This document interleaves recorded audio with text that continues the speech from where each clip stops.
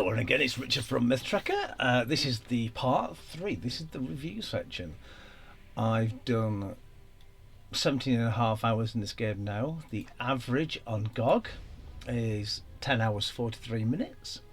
So I think I've done enough to actually be able to give a good explanation of this game, hopefully. I hope I can do it justice. So, one thing that I won't be able to show you at the moment that is on the game is at the moment in the demo, when you start a new character, it does say at the bottom that you can create your own, but it's actually blocked off in beta, so you can create your own character, so you don't have to use a preset one. Right, so I'm just going to so what have I thought about the game? Right, some things that have occurred to me is that it's really tedious if you die, because you can only save at a bedroll or possibly the campsite, this campsite which you create here, to lose almost an hour and a half worth of exploration, because that's a map. So I went all over here. Over here there's a pestilence, which is quite a good thematic thing to have, that when you pick stuff up, things can be rotten, or when things die they immediately rot because there's a pestilence. So in this section here, so I'm guessing that each of these maps here, you see the penciled area there, that is like area 1. Okay, so when you get that map at the start, you look at it, it will show you the pencil lines. I got over here and I could buy another map, but it costed 250 coins, which I don't have. Now, the second time you come down quite far down here. I'm guessing that will be the second section of the map. One other thing I noticed was the there's no real fast travel, which is in this type of game where it's more survival is quite a good idea. It is a bit annoying, but going around collecting stuff, yeah, it's all right. The money maker at the moment is fodder. There you go, fodder. When you first create it, you find herbs, edible herbs and vegetables. Let's see if I can find one. There we go, rhubarb. Bring up your crafting menu, put it in there, click fodder. There you go, into fodder. Alright, it goes into that. Once it gets over 100, it turns into a 2x2. And I've had it up to almost 500, and that is how I've actually been surviving. You do need fodder apparently for your caravan, but I'm not sure how that works yet. Quests over in this section, when you get them, you do get like the skulls. When I got the quest from here, Osbrook, the gentleman, it had a 1 skull next to it, a green skull.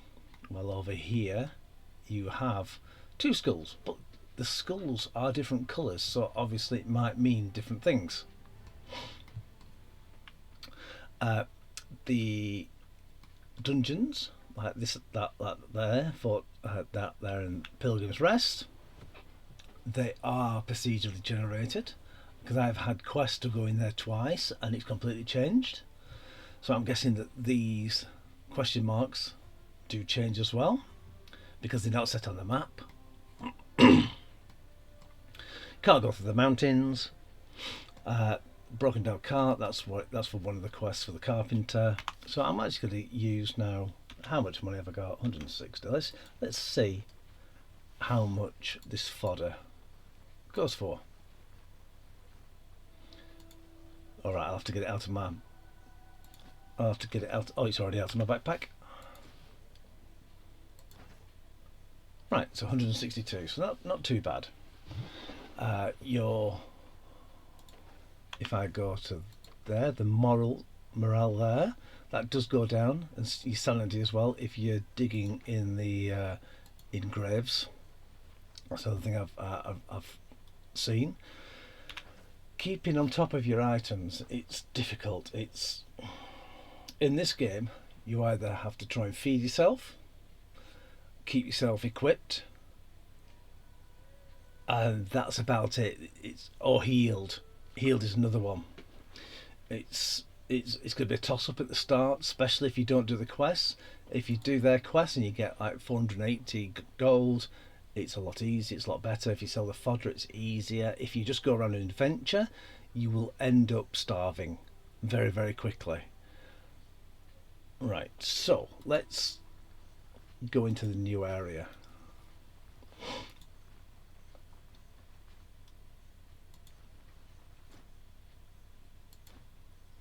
Okay. And as I showed you in the last game, this is, it shows you where you're going.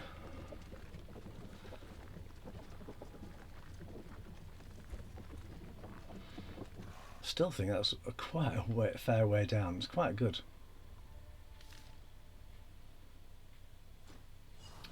Right.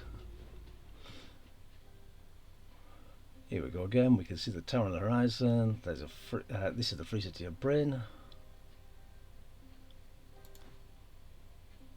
Right, just reading through this. Okay, right. Have a quick drink first. Always have a drink and collect water. Let's put this back in there.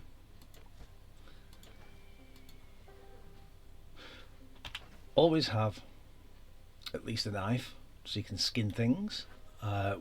Later on when you get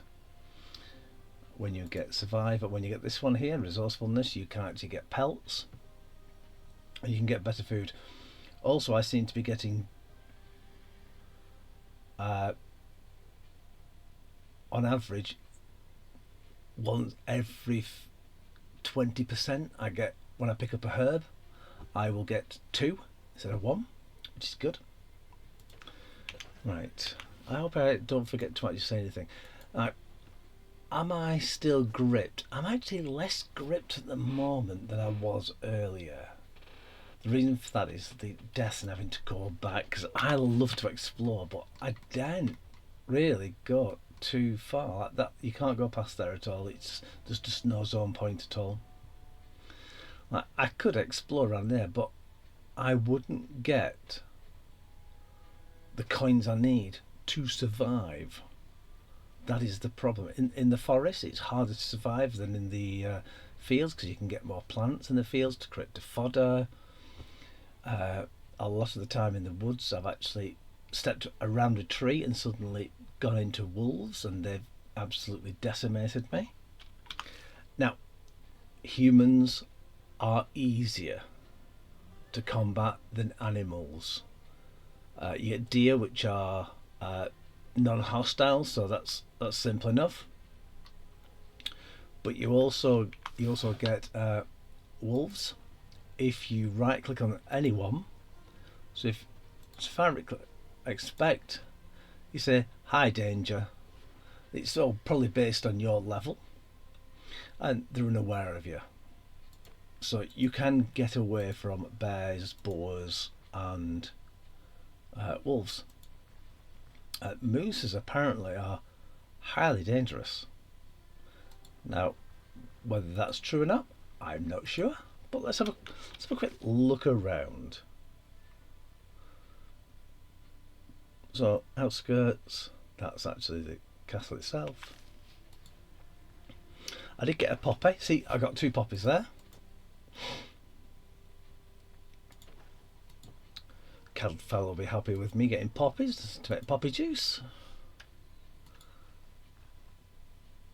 Oh, dragonflies.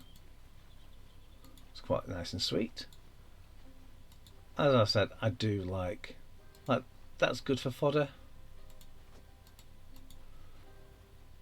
Anything with a negative tends not to be.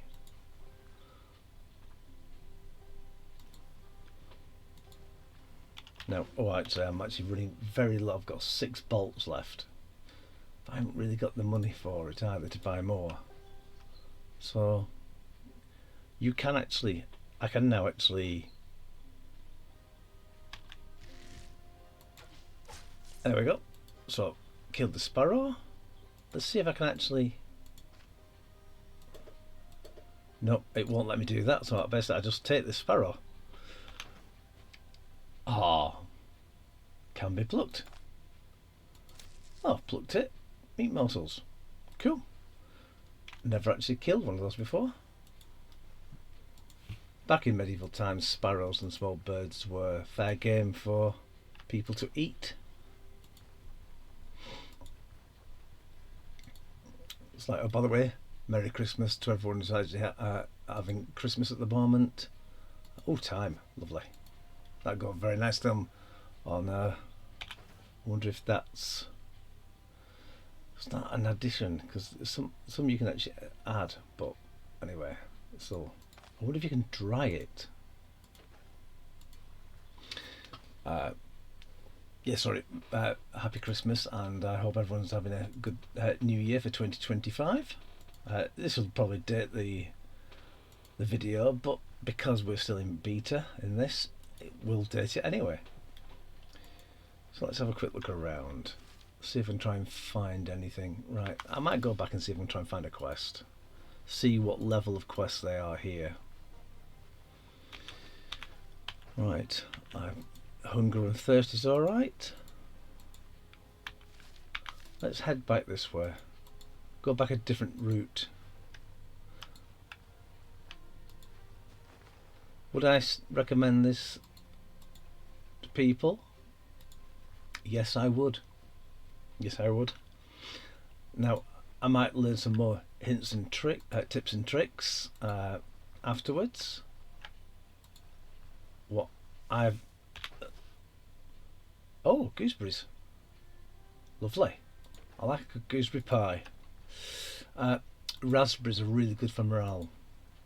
If you're down in morale, every time you find one, eat them. After 30 turns, you get 0.01% back, but it's something.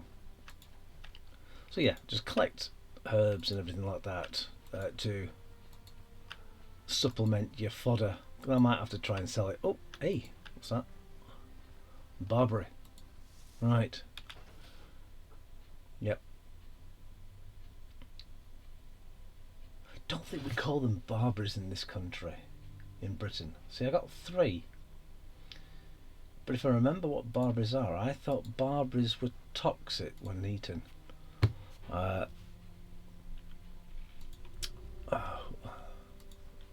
I know them more of rose hips.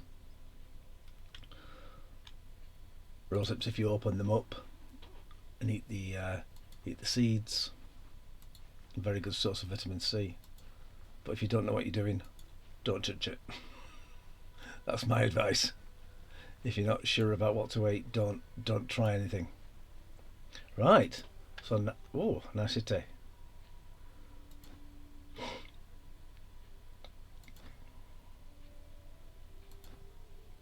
Out of the way, can you? Of course. I'm going to say belly and slowly. Right, confirm. Let's have a quick read of this then.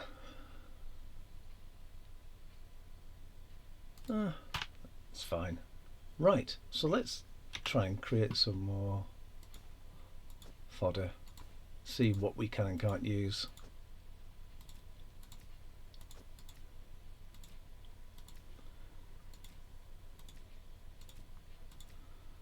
Now a good test. I'll put one of the time in as well. Right, so you can't use the poppies. That's probably because it's got a red one where it has intoxication chance. Let's see if you can do meat. Don't think you can. No, you can't. No, but it's good. That's good. Right, so we've got a gentleman there.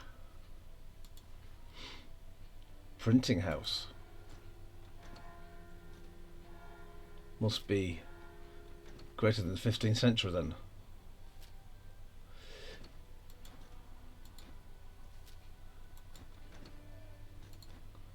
Alright, okay. I quite like some of the animations.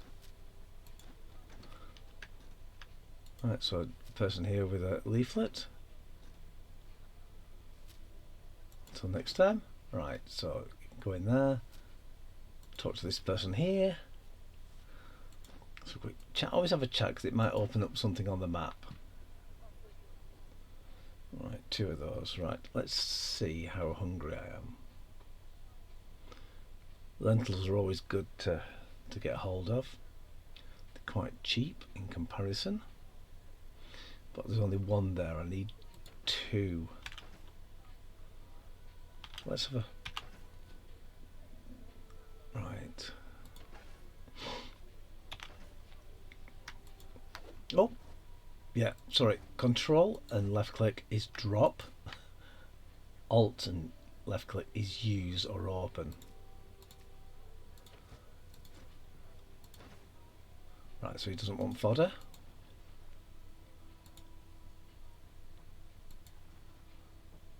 Trading house. Oh. We do have elves.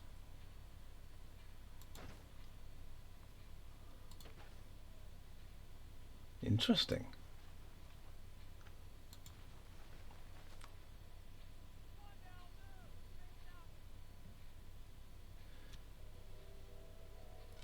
$3 I just heard then. Took me out a little bit.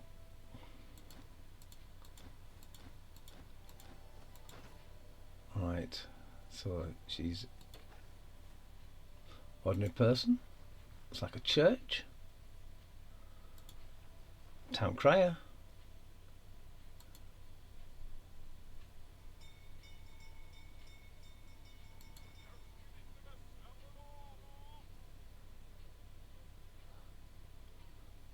That sounds cool for the town crier. I do like that.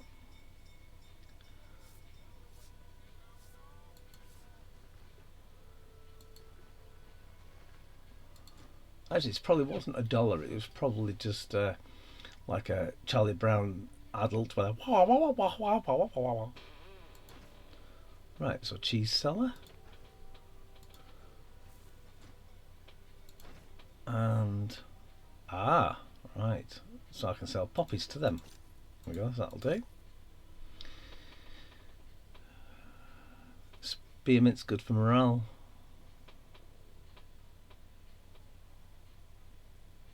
Don't need that at the moment.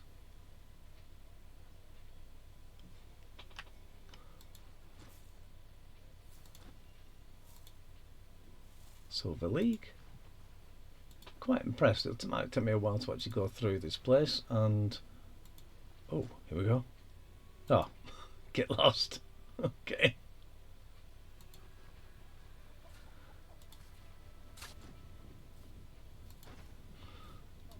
Right. So these look like probably lime kilns or anything. One thing I quite like as well is if you see something that's a job, it's probably was done in history. I saw there's a charcoal camp somewhere around here. Can't remember where it was. Oh, charcoal camp, there we go. Charcoal burners camp. The graphics are actually like proper charcoal burning camps, which are brilliant way. What they do is they put layers of wood and straw in the middle, and they put up wood over the outside, and they put soil up the side with a hole in the top, and they've got to burn it. Got to burn it at a certain temperature that it doesn't actually burn all away. That it actually still leaves the charcoal left. It was a very hard work to do that, but I quite like it.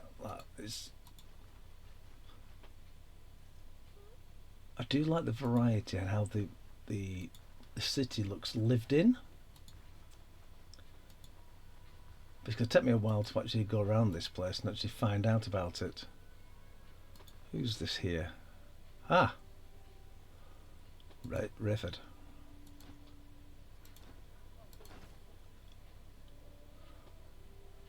some of the food can be very expensive. Right, so what's this again? This is the inn.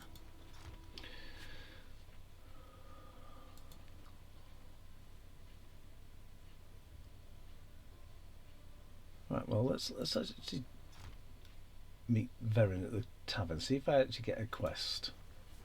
So I need to go down one further, down this way.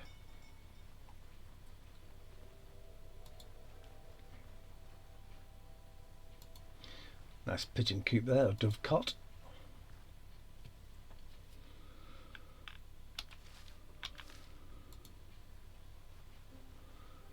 Beautiful architecture.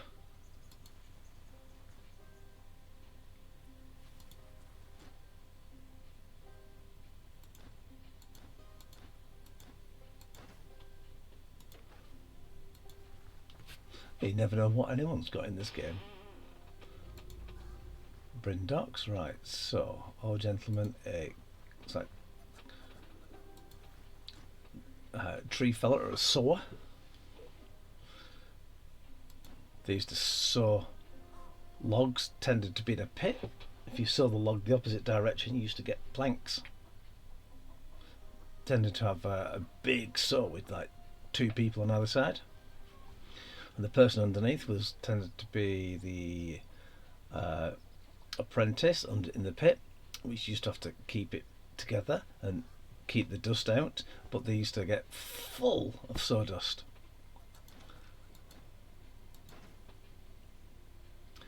Quite like this as well. You can tell what their demands are, so you can actually do trading if you're more into that mood. Right, so I need to find the tavern somehow. The tavern's probably by the dock, by the actual dock itself.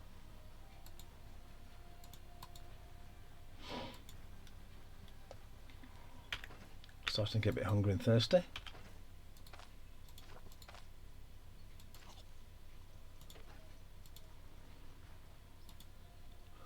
Brothel, okay. Bathhouse next to a brothel. That was that's very common of the era.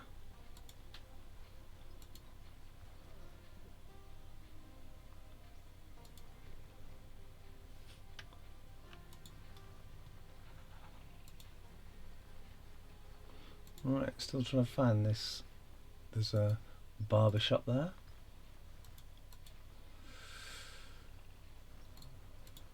Ah, there we go. Water. It's always good to keep kept. Alchemy shop. Here we go. Oh, I thought someone was knocking on the door. It's actually on the sound of the game. There we go. Oh, you're finally here. I was beginning to think you'd get lost. Wouldn't be the first time. Gwynnel's house isn't far. Follow me and don't fall behind. Bumbling or not, I could walk there just fine. Right. Okay.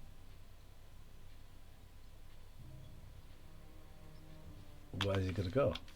Is he going to go?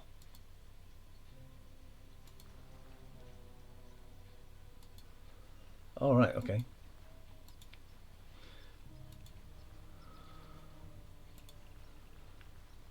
It took a bit for him to actually get going.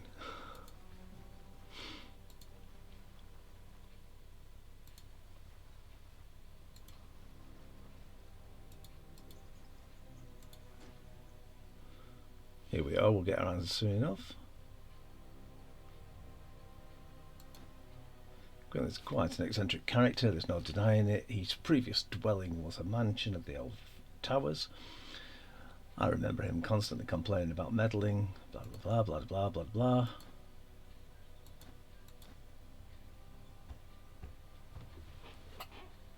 Yep, it's good to get the incidental animation.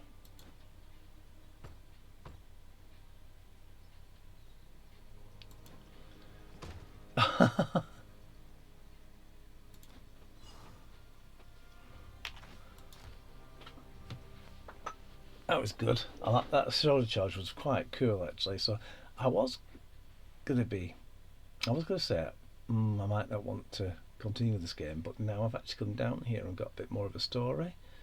I don't feel a little bit as adrift. And if I know, I don't think Gwynnel is home. Quite possibly he ran off on his own accord. Someone's helping. Right. What I'm going to do now is I'm not going to go any further because I don't want to spoil any kind of plot lines for everybody. So I'm going to give my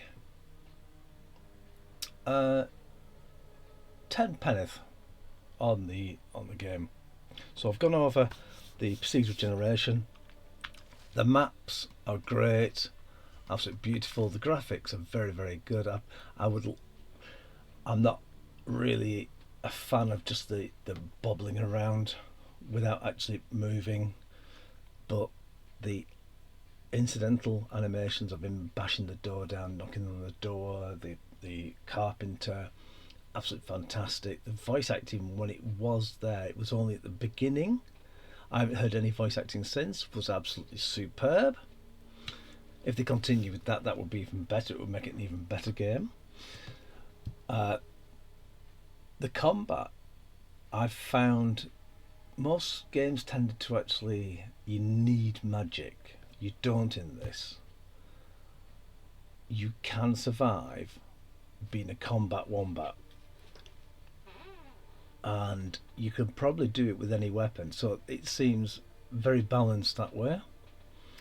Though wolves and animals are very, very, very dangerous indeed. I mean, really dangerous. I can take on a wolf, which is actually a medium challenge, individually.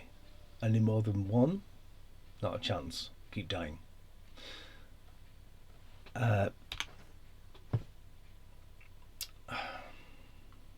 The inventory system, right? Well, 'cause that's supposed to be your pockets. That to me would say, I would do it the other way around. That those are your pockets to start off with, and it'd be easy to get a backpack, and then you could get like a backpack which is that big, and a backpack which is that big, and a backpack that's that big. Get extra belt pouches. You get extra belt pouches there, just like that one there, with all the things inside it.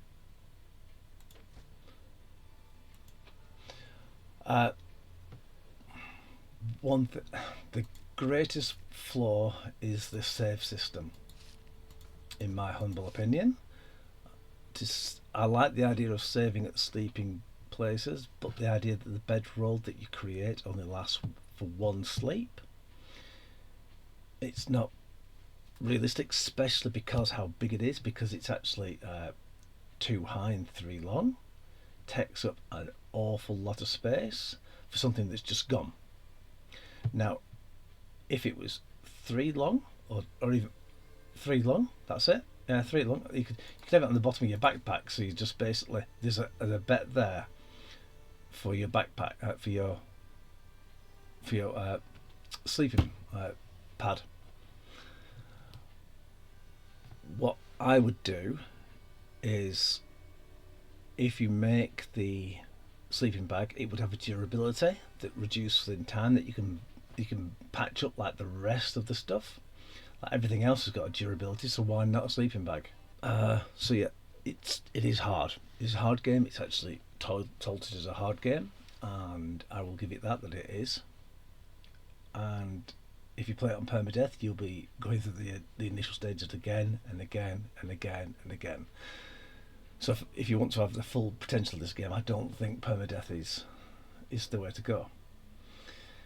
Yeah, again, the music, audio sounds, absolutely fantastic. Graphics fantastic. Story's quite good. I'm enjoying that so far. Map, fantastic. Ooh, it's like the ghost of Christmas present and future. No, anyway. I just thought I'd interject at this moment and say that I have found a fast travel for the game. When you actually get to the city, if you go up to where you were dropped off, there's a cart there that you can actually use as fast travel, and it does take in-game time, which is good, brilliant, and it takes in-game money, which is also not so good because money is always in short supply. Anyway, I just thought I'd let you know that. So, on with the video. Thank you. Saving system, not that great. So, would it stop me from playing the game? No, it won't. Will I continue to play it any further? I might do a couple more hours just to see how it gets, see if it drags me in further. Would I recommend it to others? Yes. Now, my score, I gave it a 9 for my Under the Knife, but I'm going to reduce it to an 8, and a proviso that if they sorted out the save system, or at least the sleeping bag, that you could reuse it, because it's so big. If it's so big, it should be reusable, not just a one shot. It's taking up your inventory space. That's the limitation in the game. The inventory system is designed to be restrictive. So the big things you've got, you really need to have it there. You need a reason for it to be there, for it to be worth it. If it's not worth it, people aren't going to use it. So I don't think people will use the sleeping bag system at all in this respect. So on that, I'm going to give it an 8 out of 10. So I'm going to give the combined scores, and hopefully that's actually been entertaining or informative. I hope you play the game. I really do think it's well worth it, and I hope you have a good time. So this is Richard from Myth Trekker signing off. Speak to you later. Take care for now.